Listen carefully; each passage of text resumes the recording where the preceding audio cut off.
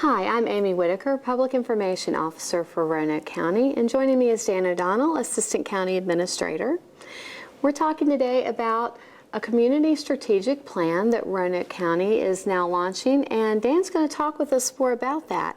Dan, tell us, what's the process for developing a community strategic plan? Well, it's quite a long, complicated process, but it kind of starts with the Board of Supervisors developing a vision statement and establishing kind of the core values.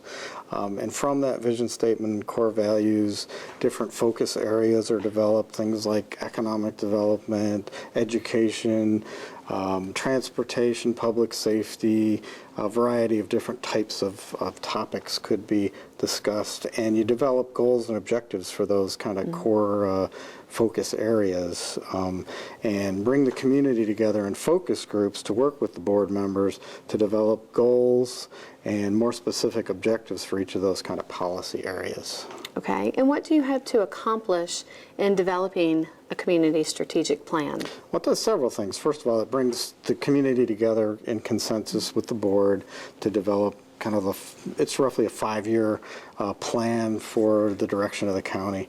It also establishes kind of a policy framework for basically the departments and operations to develop their plans for services, but it's really just a way to push the whole community in the same direction in terms of what they want to see the county to accomplish.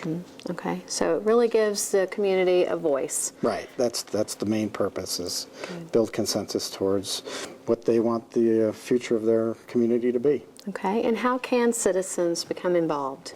Well, there's going to be a lot of ways for involvement. Actually, we already started involvement because we had we started with a telephone survey.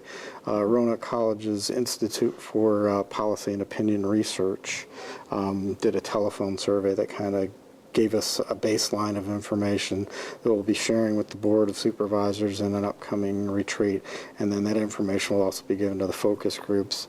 But the way for people to participate mainly is to volunteer to become members of the various focus groups once those focus areas are developed by the board, and we will be putting a lot of information out about how people can sign up to be focus group members, and actually the focus groups will be open public meetings, so you don't necessarily have to sign up, but it'd be nice to know who wants to be involved, and we'll have a series of meetings to develop the goals and objectives for each of those kind of focus areas. Okay, and what are those focus areas you're looking at? Well, they have to be kind of developed and confirmed by the board, but generally they're things like economic development, education, public safety, transportation, and maybe community services such as social services, and maybe that, I guess you could call it the community safety net, and quality of life could be another one. So there's a variety of different types of focus areas that we could develop goals and objectives for. Okay, good. And is there a time commitment for someone who wants to participate? Well, yeah,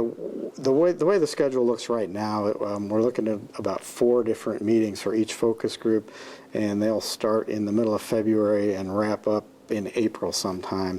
So really we're hoping to get the same participants for each focus group to attend all 4 of those meetings, so that there's a consistent process with at least several of the same people involved to develop consistency in the goals and objectives that come out at the end of the process. Okay.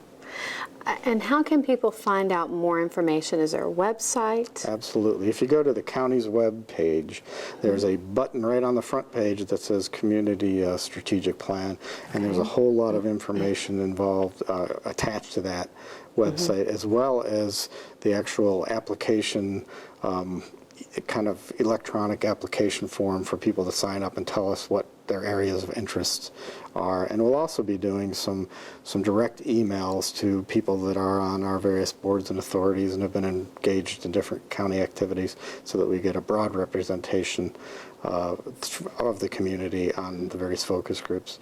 And there is one exception to board members being kind of running the focus groups, and that's that the schools are going to do an education section of the community strategic plan with us. So they're going to be kind of running the education section of that. That makes sense. They're certainly partners. Absolutely. Good. Well, thank you for all the information. And Again, your voice matters. You have an opportunity to determine what the future direction of Roanoke County is. So please visit our website, as Dan said, and we look forward to seeing you soon.